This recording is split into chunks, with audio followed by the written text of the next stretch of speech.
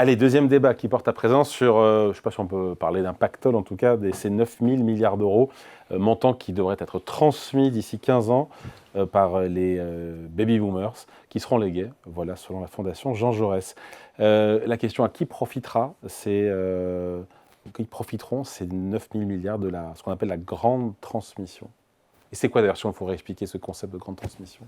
Non, mais c'est-à-dire qu'effectivement, on est dans une situation où l'espérance de vie plafonne, d'une part. Donc maintenant, on est arrivé à un moment où on sait à peu près quand les gens vont disparaître. Et on est dans une situation où la génération qui est née après 1946, donc les fameux boomers, donc la génération qui était génération nombreuse, va disparaître physiquement. Elle va mourir physiquement. Et donc, elle est détentrice en ce moment d'une part de patrimoine, un patrimoine dont elle a assez peu hérité, parce que quand elle est née, il n'y avait pas grand-chose. Hein. Je veux dire, en 1946, il n'y avait pas grand-chose à transmettre. Bon, donc elle a récupéré. Et puis, elle a augmenté progressivement ce patrimoine par son travail et par son épargne. Et donc là, maintenant, elle va disparaître et elle va le transmettre à la génération d'après. Ce qu'il y a de frappant dans ça, c'est moi, les trois réflexions que ça m'inspire, c'est d'abord c'est qu'on va hériter de boomer à boomer. C'est-à-dire que grosso modo, enfin de post-boomer, c'est-à-dire que les gens qui meurent en ce moment, leurs héritiers ont entre 55 et 60 ans. Ouais. C'est-à-dire que le véritable... Ont-ils vraiment besoin? Voilà, et donc je pense que la bonne action économique, ce serait de favoriser une transmission vers la génération d'après. Dans la génération d'après, d'une part, et d'autre part, de favoriser les donations plutôt que d'attendre. La deuxième réflexion, c'est que cette génération qui va hériter, en plus, au moment où on va lui demander des droits de succession, ce sera au moment où elle aura une baisse significative de son revenu parce qu'elle passera à la retraite.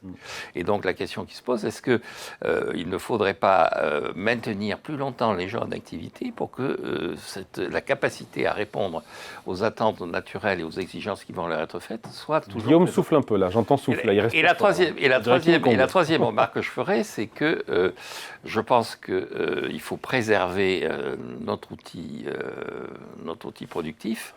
Et donc dans la transmission, il y a ce que j'appelle, il faut retrouver l'esprit des allègements de droits de succession.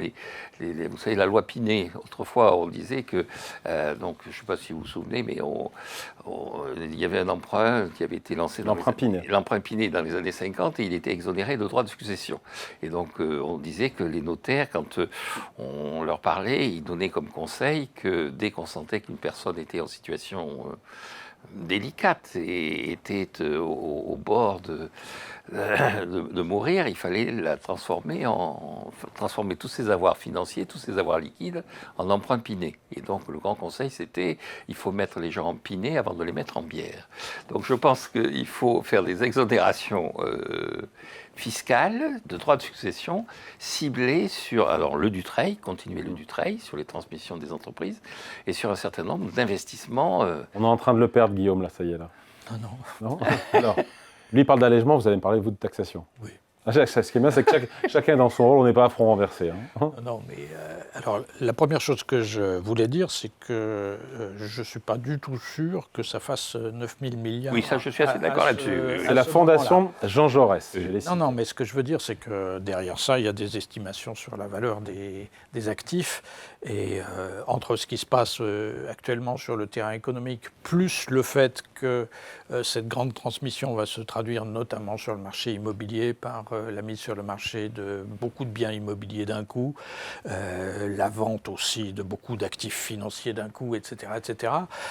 Je pense que ça va avoir un effet très déflationniste sur les prix d'actifs. Et donc, je ne suis pas sûr du tout que ça fasse 9 000 milliards au bout du compte en termes de richesse. Et c'est un problème d'ailleurs... Ce sera votre seul point d'accord. Oui. C'est un problème d'ailleurs qu'il faudrait réussir à gérer en termes de...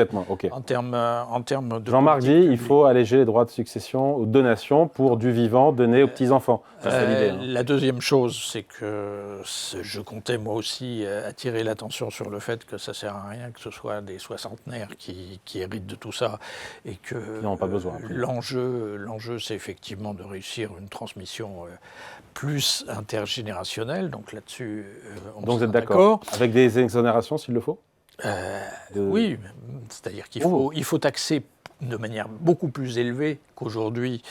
Donc la dernière chose... Par l'exonération, vous me parlez de taxer plus. La dernière chose qui est importante, c'est qu'il faut évidemment que cette transmission soit utile. Si vous voulez, ce qui s'est passé, c'est qu'à cause des baisses d'impôts pour les très riches, etc., donc ces patrimoines ont beaucoup augmenté et la construction de ces patrimoines n'ont pas été taxés depuis très longtemps.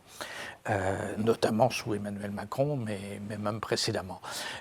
Donc il faut effectivement profiter, entre guillemets, de ces transmissions pour qu'elles servent aussi à alléger la dette publique et à alléger... On a déjà les droits de succession les plus élevés en Europe. Il y a la place pour les durcir encore ?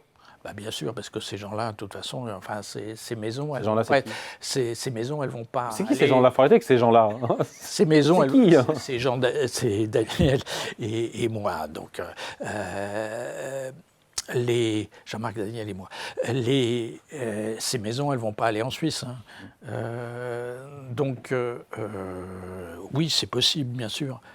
Et c'est nécessaire de les taxer davantage. Donc ça va déjà représenter des sommes non négligeables. Donc taxer davantage les grosses successions, qu'on comprenne bien. Oui, les grosses successions, oui. Parce que 90% des Français sont exonérés aujourd'hui de droits de succession. Il ne s'agit pas de remettre en cause cet état de fait. Il s'agit effectivement de questions... Pardon ? Cet impôt sur la mort. Les Français ne veulent pas qu'on augmente l'impôt sur la mort. Oui.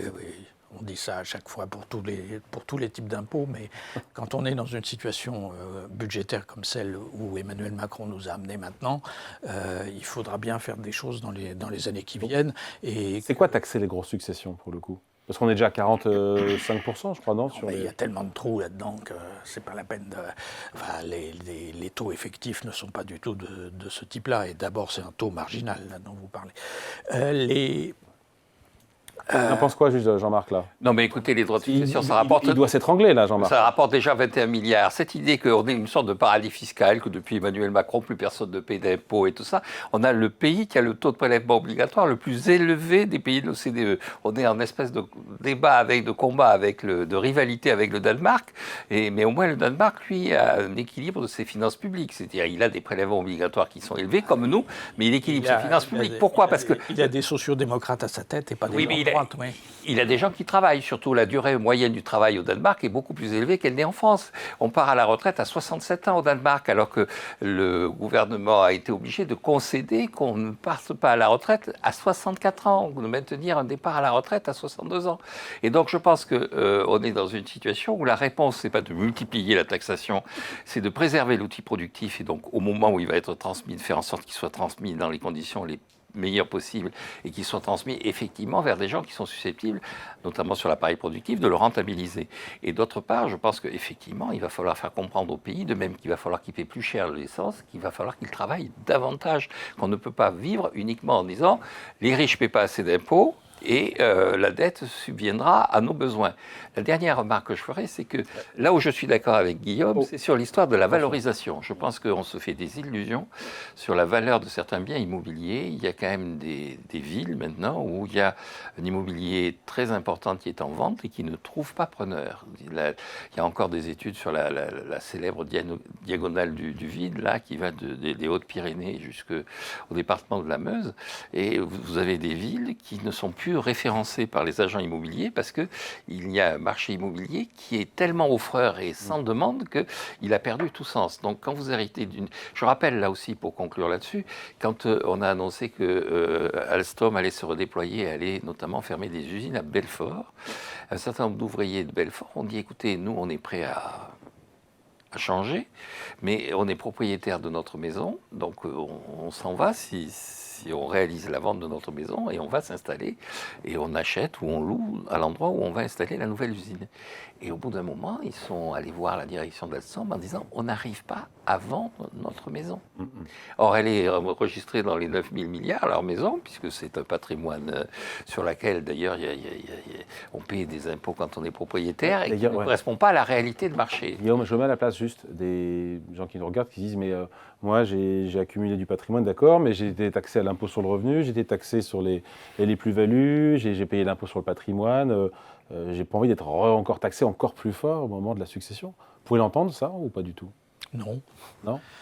Parce que la réalité des choses, c'est que sur la dernière période, en tout cas, du fait en particulier des politiques monétaires menées par les banques centrales, il y a eu une inflation des prix d'actifs qui a Partout dans le monde. qui a beaucoup excédé. C'est pas une spécificité franco-française. Non, non, je ne dis pas ça, mais simplement la réalité des choses, c'est qu'il y a eu un enrichissement sans cause des gens qui possédaient du patrimoine sur la dernière période et qu'il n'est pas illégitime, donc un enrichissement sans cause et sans taxation, il n'est pas illégitime d'en reprendre une partie maintenant en espérant justement que la valeur ne baissera pas trop.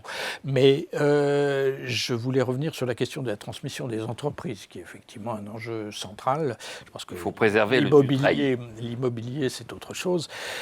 Sur la transmission des entreprises, ce qui est important. Non. Il faut préserver le Dutreil. Je pense que la transmission vers les enfants, c'est une catastrophe.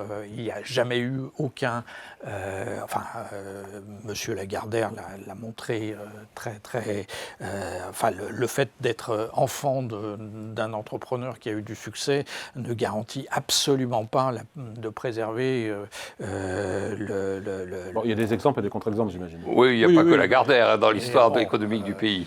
Ce qui me paraîtrait beaucoup plus utile et beaucoup plus important, c'est de faciliter la transmission vers les salariés, soit sous forme de scope, soit même sous une forme plus classique, mais qu'il y ait des mesures qui soient prises au niveau fiscal, justement, pour faire en sorte que des salariés puissent reprendre dans des conditions économiques plus intéressantes que d'autres acteurs les entreprises dans lesquelles... ils ont bossé et ce sont eux en général qui ont permis leur succès. Donc que les cadres puissent reprendre les entreprises à l'occasion de la transmission, qu'éventuellement ils puissent former des oui. Puis, alors on peut... D'accord ou pas d'accord? Ah non, mais pas d'accord. Écoutez, chacun son métier et les vaches seront bien gardées. Être salarié, c'est une façon d'appréhender la vie, c'est une façon de s'organiser. Si les gens veulent être, comme disait Raymond Barre en son temps, si vous voulez vraiment faire de l'autogestion et tout ça, au moment où le programme du Parti socialiste était très favorable à l'autogestion, il disait mais vous n'avez qu'à créer votre entreprise. Créer votre entreprise, c'est pas la peine d'essayer de récupérer celle des autres. Quant à les exemples qui sont des exemples de transmission... Vous voulez les sauver ces entreprises ou vous voulez les couler? Vous voulez les laisser à des enfants qui sont totalement incapables de les gérer? Si vous voulez les laisser à des acteurs financiers qui veulent simplement piquer leur Si les enfants sont incompétents, au bout d'un moment, ils les revendront à des gens compétents. Vous regardez dans l'évolution du mouvement des entreprises de taille intermédiaire, les entreprises qui ont entre 250 et 5000 salariés, il annonce que le nombre d'ETI n'arrête pas d'augmenter. On a dépassé les 7000, on vient d'atteindre les 7200. Et la plupart de ces entreprises sont effectivement des entreprises qui ont été rachetées, non pas par des salariés, mais par des gens, avec l'aide des banques, qui ont organisé des PME, fusionné des PME, et qui les ont achetées en partie, effectivement, des gens qui, ayant hérité, ne se sentaient plus à la hauteur de la situation. Mais le premier geste, le premier enjeu, c'est de confier à la famille l'héritage de façon à ce qu'elle évalue ce qu'elle va en faire. Là aussi, quand vous créez une entreprise, si vous avez l'impression que cette entreprise va aller à vos enfants, eh bien, vous allez avoir une motivation à la faire vivre qui sera d'une autre nature que si on vous dit, oui, mais votre entreprise, elle va être prise en main par... les vrais libéraux et les vrais entrepreneurs font pas ça pour leurs enfants.